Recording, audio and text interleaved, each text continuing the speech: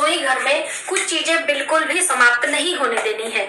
आप जैसे ही थोड़ा कम हो आप लाके मार्केट से रख सकते हैं। तो वो कौन कौन सी चीजें हैं बिल्कुल भी हमारे घर से समाप्त ना हो, क्योंकि इन चीजों का संबंध सीधा माँ लक्ष्मी से जोड़कर देखा जाता है और इससे हमारे घर में सुख समृद्धि आती है। रसोई घर में माता अन्नपूर्णा की सदियों कृपा बनी रहे, इसके लिए कुछ विशेष बातों का भी हमें ध्यान रखना पड़ता है। तो आइए फटाफट से वीडियो की शुरुआत करते हैं। नमस्कार, वेलकम टू माय चैनल। हमेशा रसोई को साफ रखने से माँ लक्ष्मी की कृपा बनी रहती है। अब आइए, वो कौन सी ऐसी चीज है जिसे हम अपने घर में बिल्कुल समाप्त नहीं होने देना है। लेकिन कई लोगों का ये कंफ्यूजन था कि हम उसके डिब्बे को, कंटेनर को साफ कैसे करेंगे जब तक वो समाप्त नहीं होगी, या जैसे भी तो हम कंटेनर ना धोए उसमें कीड़े पड़ जाएंगे क्या, कैसे, बहुत सारे इस तरह के सवाल थे। तो देखिए, पहली बात तो आपको समझने की जरूरत है, जैसे कि सबसे पहले हल्दी, ठीक है। तो हल्दी का सीधा संबंध माँ लक्ष्मी से होता है और भगवान विष्णु की पूजा में हल्दी से ही तिलक करते हैं और हल्दी का इस्तेमाल किया जाता है। हल्दी जब समाप्त हो जाती है, थोड़ी बची रहती है, उससे पहले ही आपको एक पैकेट हल्दी का लाके रख लेना है। आपके घर में गांठ वाली हल्दी, पाउडर हल्दी किसी न किसी प्रकार से आपके घर में होनी ही चाहिए, ठीक है। और पूजा के लिए अलग से साफ हल्दी इस तरह से आपको पूजा मंदिर में रखना चाहिए। जैसे कि हम लोग सब सिंदूर अलग रखते हैं, अपना सिंदूर अलग रखते हैं, माता के लिए अलग, उस तरह से पूजा की सभी चीजें आपको अलग रखनी है। अब बात आती है दूसरी अहम चीज होती है कि हमारे घर से जो शुद्ध घी होता है, देसी घी, तो घी का संबंध माँ लक्ष्मी से होता है।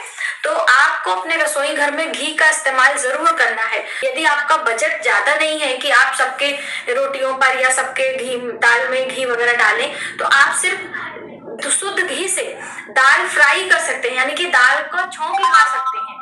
2 चम्मच 1 चम्मच ही इस्तेमाल होता है, उससे आपके रसोई का नकारात्मक ऊर्जा होती है वो समाप्त होती है घी से, खुशबू से, और माँ लक्ष्मी आकर्षित होती हैं। इसीलिए तो पूजा में शुद्ध घी के दीपक जलाने की बात कही गई है। या हम बात कर ले धूनी देते हैं जो हम गाय के गोबर के उपले पर, वो तो घी का संबंध भी माता लक्ष्मी से होता है।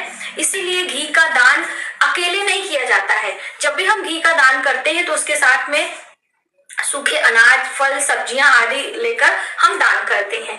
घी कभी भी अकेले दान नहीं करते हैं, तो ये चीज आप ध्यान में रखें। आपको कभी भी अपने हाथों से चावल का दान नहीं करना चाहिए। उसका रीजन होता है, हमारे हाथों में माता लक्ष्मी का वास होता है और ये जो चावल है ये भी माँ लक्ष्मी से संबंध रखता है ना।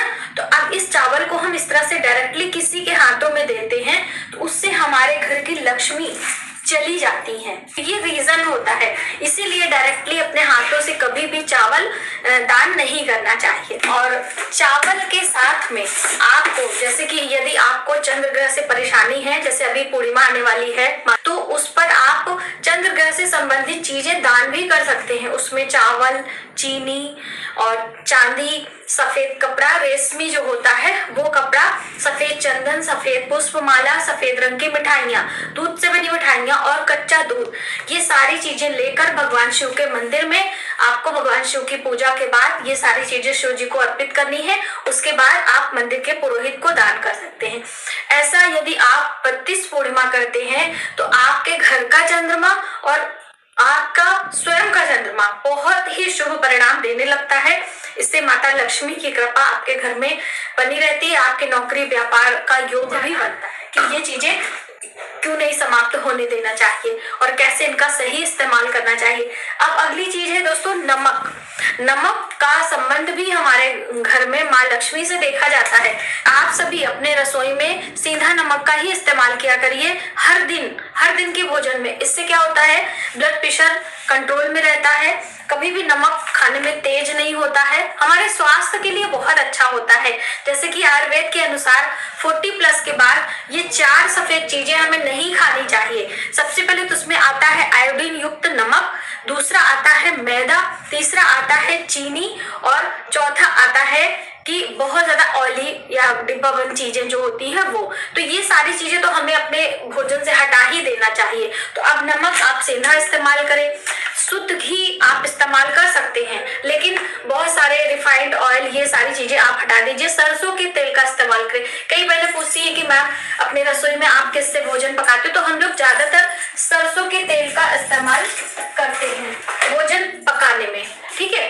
तो इस तरह से आप कोई भी पूरी पराठे सभी आप सरसों के तेल में बना सकते हो। तो ये छोटी छोटी बातें हमारे स्वास्थ्य को भी अच्छा रखती हैं, हमारी धन संबंधी परेशानियां भी दूर करती हैं और हमारे घर के बहुत सारी समस्याओं का ही समाधान करती हैं। तो आज की वीडियो में आपने जाना कि रसोई घर में हमें क्या क्या चीजें समाप्त बिल्कुल नहीं होने देना है, और टूटे हुए चावल कभी भी पूजा में नहीं इस्तेमाल करिएगा। जैसे शिव जी की पूजा में इस्तेमाल किए जाते हैं, वैसे भगवान विष्णु को तो चावल का अक्षत चढ़ाया ही नहीं जाता है, तो इस बात का आप ध्यान रखें।